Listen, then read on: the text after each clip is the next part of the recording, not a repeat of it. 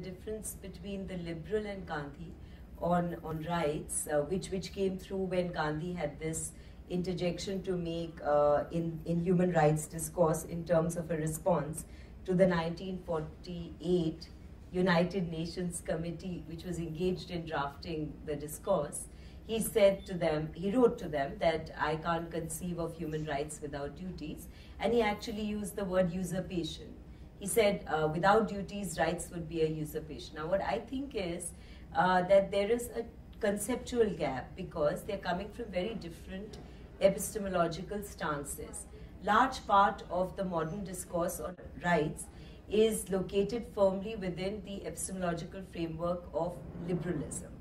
And so there is over there certain ideas about knowledge, about the purity of knowledge, about the essentially disengaged knower, disengaged from the specificities of his or her situation. And this is what Rawls brings out very well with that device of the wheel of ignorance. Whereas in Gandhi, I would like to propose that there is an alternative epistemology of the engaged knower. And the idea that, if the knower was really disengaged, he would be open to a huge preponderance of the self. And that this would give rise to all kinds of delusions which would obstruct a realism in moral matters. And therefore, in a recent book, Ananya Vajpayee has argued that Gandhi represents an epistemological break, like a Galilean moment, in the Indian political tradition.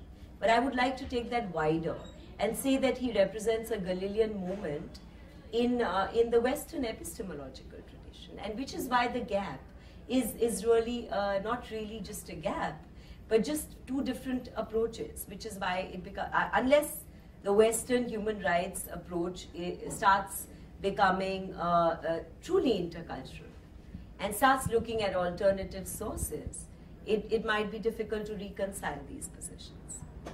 If you look at modern Indian political thinkers like Nehru, Gandhi, and Tagore, in terms of reasons which they give for toleration as an attitude to take towards religious diversity.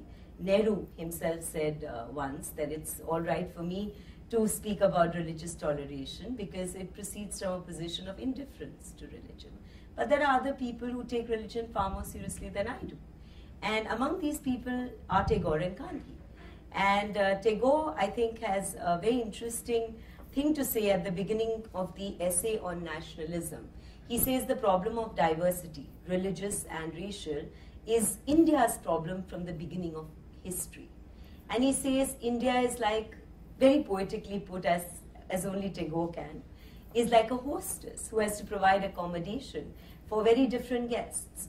And he says, he rules out actually modus vivendi, because he says tactfulness is no solution. So solution comes from a realization of unity. So I find in Tagore while modus vivendi is ruled out like Gandhi, yet he believes that the solution to religious diversity lies in a spiritual realization of sort of a faith in the essential unity of man, and in what he calls, he writes a book of this name, Religion of Man. And so this is a reason which is very different from Gandhi. And as I just now said, to me it looks like Gandhi had an alternative epistemology to offer the world, and this was an epistemology of the engaged knower, the epistemology of ahimsa. So for him, this connection between ahimsa and truth was really critical because the only way that you could dismantle the sense of self, which was a powerful obstruction to arriving at the truth, was if you had engagement with others of an essentially non-violent nature and at best or imbued with a certain kind of universal, disinterested sort of love.